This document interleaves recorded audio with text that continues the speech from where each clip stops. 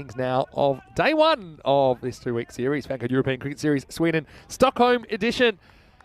And it's Indishka who are hoping to get their first points on the board. But it's not going to be easy. Once again, they're chasing triple digits. 101 required after Linköping put 100 on the board in the first half of match 4.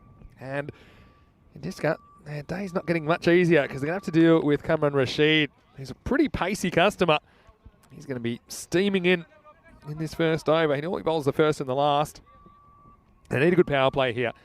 They need to get 30 minimum in the power play, probably 35 or 40, I think, if they're going to be in the running for the points. Vinny Sandhu here, Mr. Maximo, alongside me is Rico Full. And once again, I'm looking forward to seeing Kamran Rashid bowl, because I did think he was a bit of an enforcer. First one, though, he's played pretty well. Just kind of uses the bounce to his advantage, and it will be 4. So, yeah, it's a nice start for Indishka, just the start they needed. Yeah, well played. And I was expecting it to be short, and it was, but it gave him some width. And I think Gurinder Singh was expecting it to be short as well. He didn't look too comfortable with the balls when they were right at him. In fact, there was a couple in that first game that went past, and one whizzed past his nostrils. So I think this one's going to be probably another short one. He charges in. No, he goes for the fuller one. And Gurinder gets to the other end pretty quickly. Yeah, he does not want to be run out this time. No, but I mean, I think that's good bowling from Rashid. I think you don't want to be too predictable. I think that the first time, Gurinder seemed to almost be expecting a ball that was banged in. He was able to slap it away over the offside. Let's see how the keeper, Gosh, deals with him. And well, he's going to be gone first ball, and he has a big nick on this, surely. And yeah, he's given. So it's a pretty good catch, because that took a big deflection to Rahul Halim behind the stumps. We'll see it here on the replay. Just draws Gosh forward. You see, he just plays across it slightly. It was well taken. It was a stop, drop and roll job from the man with the gloves. And so one keeper catches another. Golden duck for Gosh as he falls. It's 5 for 1. It's quite a few of them. As I said, there's plenty of in this ground here today, and there's plenty of water around Stockholm. We know that. And, there's another duck to go into the waterworks, and there's quite a few golden ones there as well. So Gurinder Singh, he has to welcome a new partner that's coming in. It looks like it's Sachin Sharma. And these two, they look like they're certainly big units, Vinny. And I reckon if they do get hit of a few deliveries, they're going to go a long way. See here, nice bit of keeping. Again, protects the ball by letting his body hit the ground. Question in the chat from Michael. Come back to that in a second. As this one really explodes off the surface. Let's have a look at the way this takes off. And see, look at that. Really, it's a good one to get first up.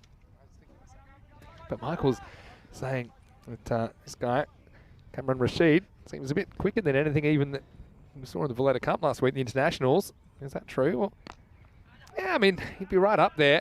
I still think he can go up another gear. I'd probably say, from Malta, someone like Bilal Muhammad probably gets it through a little bit quicker when he gets it right. Yeah. But, definitely on this pitch, I think there's a little bit of extra bounce for the bowlers that can bowl a bit quicker, and it can just surprise batters. We've seen that time and time again. You can see why Rashid's a handful. I love his start. Watch the way he goes. He really it's like he's running on the spot. Gets the smoke going, does the wheel spin, and then knocks him over. What style. That's what we're talking about. And he charges up himself, doesn't he? You see the feet going and there's no moving. Gets the steam going like he's doing the old wheel spin. And then he presses the foot butt and off he goes. And then he gets it on right on the money. What a good delivery this is. A reward for pitching it up as well. That's why I think it's nice to bang it in, but you've got to keep the batters guessing. And I think at this pace, you want to challenge the stumps. And you can see that Gurinder never gets in line with that delivery. That's kind of the way he bats. He likes to kind of keep his feet outside leg stump and try and slap the ball through the offside, but he couldn't deal with that one.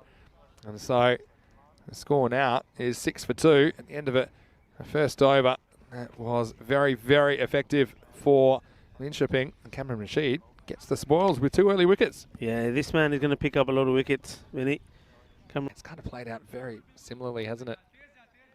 Yeah, very much so. They just haven't had the one explosive player in the side that could have got the acceleration in that they needed. There's been a good partnership, that partnership between Kandavili and the talented Thomani was a good one. It's looking to take on the two. That two's really are not going to help you. And getting yourself run out really is not going to achieve anything at this point. It's not as if the difference in the score is going to end up being 5 or 10 runs. There's a lot more than that. Attacking the stumps, asking the question, but I think this is always going down the leg side. Rashid back into the attack, no surprise there. Bowled beautifully, his first over, picked up 2 wickets for 6 runs, which really sort of sucked a lot of the life out of this attack in the chase from the opponents in Diska. This will be taken the single. I mean, if they're able to finish above 77, they'll be happy with that. It's an improvement, but it doesn't look like it's going to happen. 71. Oh, I suppose it could do. It was 71. I'm thinking 77. So yeah, that's on. It's an improvement. That's what you got to do. And this will tie that their best score so far. Yeah, I mean, so they've scraped the corners here, haven't they? I mean, they've conceded a handful less, and they may score a handful more or a couple more. But yeah, they just weren't able to make up the difference. I think Diska have got a long way to go. I think if they're going to compete with some of the teams you've seen in this division, but still, it's a good experience for them. And I know also they're missing one of their gun players. But it's good to see them back in the ECS. A couple of balls to go. This man's really impressed me today.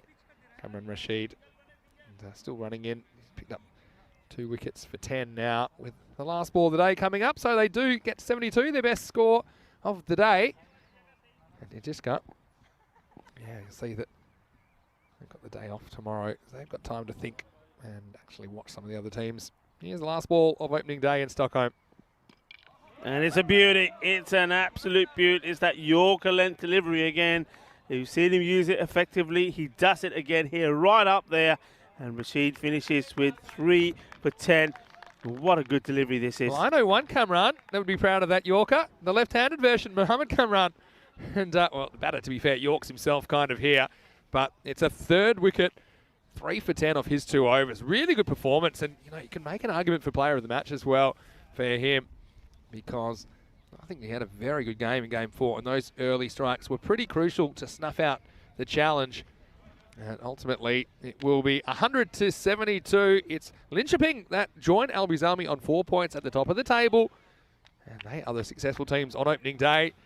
And you can see there, they're pretty happy with their work. 2 years after they were last seen in the European Cricket Series at Linköping, they've travelled to the nation's capital and they've come away with the chocolates here on day 1. Yeah, done really well. And I think going into those 2 matches tomorrow afternoon against Al-Bizami, they're certainly giving Al-Bizami something to have to think about when they play tomorrow, especially the bowling of that man there, Cameron Rashid. And you see there, those two, the 2 teams